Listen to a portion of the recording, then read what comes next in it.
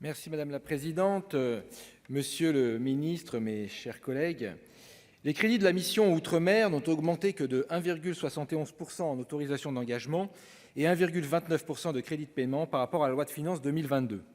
C'est peu pour une mission qui a pour principal objectif le rattrapage des écarts persistants entre l'outre-mer et la métropole, a fortiori dans un contexte de crise économique et sociale et alors que les inégalités entre les territoires ultramarins et la métropole ne cessent de se creuser.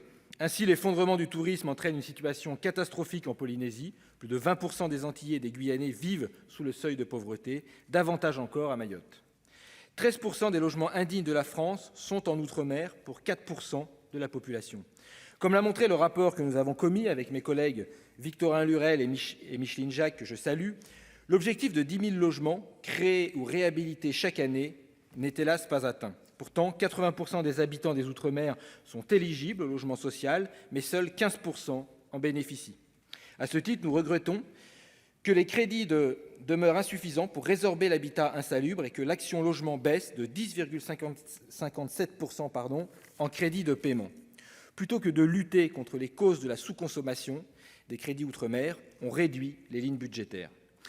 Si les collectivités ultramarines ont leur part de responsabilité, le manque d'ingénierie de l'État et la faiblesse du pilotage du ministère sont aussi en cause, comme le soulignait notre rapport.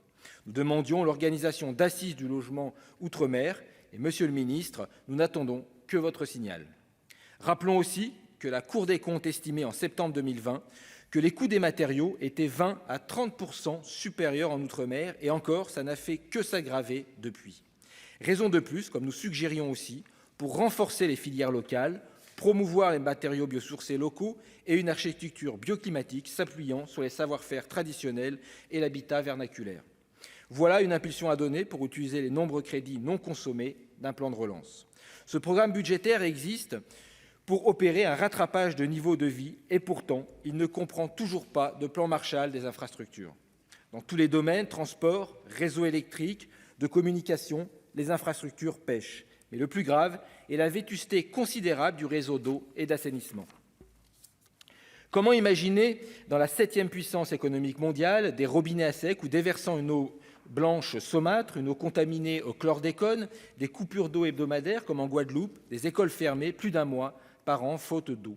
En cause, des canalisations vétustes et mal entretenues qui entraînent une invraisemblable déperdition de 60 à 80% de l'eau captée.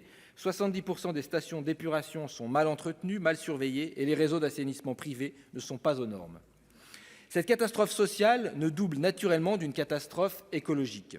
Le débit des rivières diminue dangereusement, ce qui menace la continuité écologique et des pans entiers de la biodiversité. Les nappes phréatiques, souvent contaminées au chlordécone, risquent en outre la salinisation. La pêche est interdite en Martinique dans de nombreux cours d'eau à cause du chlordécone et les récifs coralliens souffrent grandement. L'ARS donne l'alerte, à ce rythme d'ici 10 ans, il n'y aura plus de coins de baignade de grande qualité en Guadeloupe, un désastre écologique, touristique, donc économique est en germe. Le cas des Antilles est symptomatique, mais j'aurais pu parler des eaux contaminées au nickel en Nouvelle-Calédonie ou au mercure en Guyane. Votre prédécesseur a promis 170 millions d'euros pour le réseau guadeloupéen, là où il en faudrait 600 voire 700. Il ambitionnait de régler le problème en 5 ans. Monsieur le ministre, il faut accélérer. Financement, ingénierie, main-d'œuvre, l'État doit suppléer les collectivités locales partout où c'est nécessaire. Il faut mettre en place une gestion publique de l'eau et cesser de confier ce commun précieux à la prédation de Veolia et consorts. Un mot pour finir de la protection de la biodiversité ultramarine qui concerne plus de 90% des espèces présentes sur le territoire national. Selon les estimations de l'OFB, ce sont 500 000 à 1 million d'espèces qui sont menacées de disparition. Monsieur le ministre, nous manquons grandement de visibilité dans le PLF sur les crédits destinés spécifiquement à la protection de la biodiversité ultramarine. Ceci est d'autant plus problématique que la France vient d'annoncer un renforcement de ses aires marines protégées. D'une manière générale, ne serait-il pas préférable que la protection de la biodiversité ultramarine fasse l'objet d'un programme spécifique de la mission budgétaire d'outre-mer? Avec toutes les réserves énoncées et en souhaitant que les avancées du Sénat résistent au 49.3, le groupe écologiste Solidarité et Territoires votera cependant pour ce budget. Merci. Merci.